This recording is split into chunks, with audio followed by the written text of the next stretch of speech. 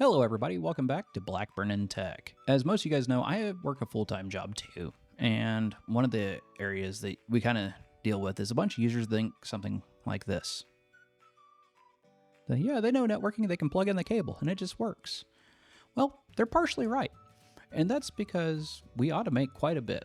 Now, in a typical user environment, a lot of stuff happens to get them on the network. But one of the big areas is getting an IP address. We could go to each device manually and configure one, or we could use a DHCP server. In this video, let's go over what is a DHCP server, how does it work, what does it actually do, and we'll actually configure one using Cisco Packet Tracer so you can get some hands-on experience. If this sounds like fun, we'll jump right back in here in a minute. Welcome back, everybody. So a DHCP server sounds really fancy and really complicated, and it can be if you build it out that way, but it can also be pretty simple. So what does a DHCP server do? What it stands for is Dynamic Host Configuration Protocol, and like the name implies, it dynamically gives out the host configuration. Now, it doesn't just give it blindly. We tell it some parameters like what IP address, what subnet is it a part of, what default gateway do I use, what DNS servers, how much lease time, how long can I hold on to that? And then we can also add additional more advanced stuff to that as well. But these are the most common basic ones that you'll see in most environments. A lot of companies also have a DNS suffix, so when you connect to their network, you know that you're on their network. So let's look at it if we didn't have DHCP. We would have to touch every device, whether they're connecting wireless, wired. We'd have to assign an IP address to each one of these devices. We could have a lot of potential overlap, and it would be kind of a bear to administer administratively. By having it this way, we don't have to touch every device manually. DHCP saves us a lot of time and reduces duplicate IP addresses, mistakes that can happen. So how does it work? Well, editor me, throw up a graphic, please. So it uses a process that we like to call the DORA process. And we're not talking about this DORA. We're talking about networking DORA. Well, if you want it to be the same, you could. But essentially what it does is your device is going to discover it and say, hey, I don't have an IP address. And when it says there's a network cable plugged in, it's going to send out a broadcast message out on the network using the all-Fs MAC address. And it's going to say, hey, I need a DHCP, or I need an IP address. Can anybody help me? And it's looking for a DHCP server to respond. If you have your switch or whatever device configured right, your DHCP device will respond with an offer. The DHCP server offers an available address and the available network settings. Essentially what it's saying is, I can give you an IP address. Here you go. So your computer's going to take that and it's going to look at it and it's going to say, yeah, I'll go ahead and request that from you. Thank you. And then the DHCP server will essentially respond back with saying, approved, that lease belongs to you now. And that is the DORA process. We have to discover saying, hey, we need an IP address. We need an offer from a DHCP server. We're going to request it as the client saying, yeah, I do want that. And then the DHCP server will acknowledge, yes, you have that now for the lease duration. And the great part is, I'm showing this to you in a Cisco environment. We're going to do a hands-on lab and get some hands-on experience with this so you can kind of see what it's doing. But it's not just for Cisco. Any device that's a networking device that uses an IPv4 address, which is the most common, uses this same approach. So whether you're using it from a Juniper, you're using it from a Palo Alto, you're using it from your home router, this is how your device gets that address. Or something most people don't think about, when you have a residential circuit and you're getting your IP address from your carrier, they typically run DHCP to assign you your public IP address. And this is how it's done. So first I want to give you an overview of what we have in the Packet Tracer lab currently. So I have a multi-layer switch because I need something that can do the DHCP service. A multi-layer switch will let you be a DHCP server as well. So we're going to use this one as an example. But typically, if you have a multi-layer switch, you can do this, or like I said, if you have another server. And I'm just going to use this one PC as a test. Once we set up the configurations on this multi-layer switch, we should be able to plug in this computer here to this switch and have it get an IP address automatically. Let's go ahead and plug in the cable to the switch and let's see what happens. As of right now, this is a blank default switch. This is just the little computer itself that they have and with no special configuration. So we're going to say this port.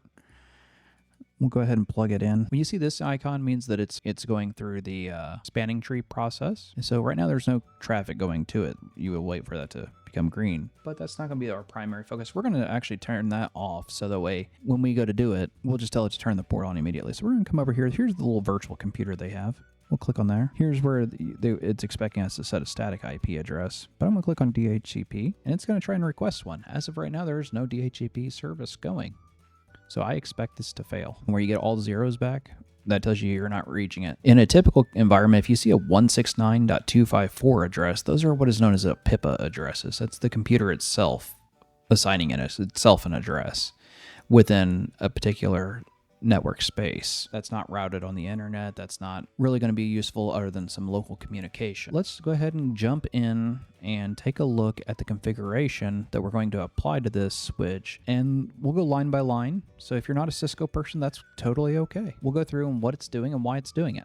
So essentially what we're doing here is, here's what the commands we're going to put into the switch.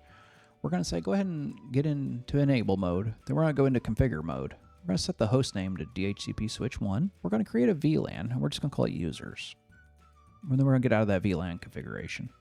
Then we're going to go to the interface range command and say all of the switch ports is what this command is saying. All of these switch ports, what configuration I do is going to go be applied. And I'm going to set them all to access ports, so that way it'll only be allowed on one VLAN. And in switch port mode access, I'm telling it you're going to go to this VLAN 10 only. In the spanning tree port fast, this is saying, you know what, I know it's an edge switch, so turn off spanning tree for this port. And no shutdown, this turns on the port. And then we're getting out of that. So then we're going into interface VLAN 10. We're creating this interface, and this is what is known as a virtual interface. And we're going to give it this IP address, this 192.168.10.1 for a 24-bit network. Then we're going to tell it we want that to be on. We're going to turn on IP routing. The reason why we do this is so it understands routing protocols, not just the MAC addresses. Then we want to exclude certain addresses because we don't want it to hand it out. And this is where this IP DHCP excluded addresses comes from. We don't want it to hand out the address 192.168.10.1 through 10.10. We want those to be, so we have to set those statically. Maybe we have a business case for it. Maybe we already have stuff set there. And then we're creating this pool. And this is saying, this pool, we're just going to call it, it's a DHCP pool called users. And then we're going to set this network as well. So it knows what network it needs to go on to. What's going to be its default route? If it needs to get off of this subnet, where's it going to go? What DNS servers do I want it to use? And do I have a domain name? Yeah, absolutely. And then my lease time, and then I'm going to exit that configuration. Then I'm going to end out of configuration mode. And then I'm saving my configuration is what this does. I know it seems like a lot, and if you're not a Cisco person, it can definitely seem like a lot, but essentially what this is doing is turning on the DHCP service and setting it up. So what we're going to do is we're going to go to the terminal of this switch. And like I said, this is a default switch. So I copied all of that was on my notepad, and I'm going to come over here and click paste. And you can see that even if it doesn't know what something is, so we can verify if we screwed up anything. So it looks like DHCP lease 7 didn't like that command, so it's going to use whatever standard timer it has. So we're going to hit enter, and so we saved our configuration. So this switch, as you can see, we changed the switch name here, and we created everything else. We'll go ahead and click on here to get back to the management of the computer. Click on IP configuration, and see there's that 169 address we was talking about, where it tries to assign itself. Well, now we have a DHCP server, so we should be able to click static and turn it back on DHCP, and we should get an IP address. And you can see we have the 192.168.10.11 address. So if we pull back up our switch, we should be able to show DHCP, and then you can look leases. And a real world tip, yes, I took a TV timeout for a second, was sometimes you type the wrong address, the wrong information. So what I was trying to do was show IP DHCP, and then I used the help to tell me what I'm looking for. So I'm looking for bindings.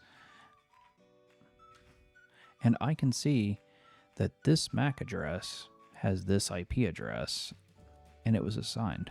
And I can also come back in and look at the rest of the pool and see what's available and what my usage is and how many addresses are assigned, how many do I have available. So I know this was a lot of content and a lot of information at once.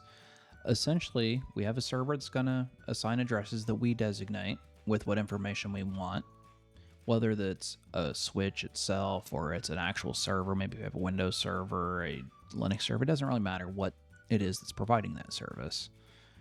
But that's what's passing out the IP addresses and the network configurations.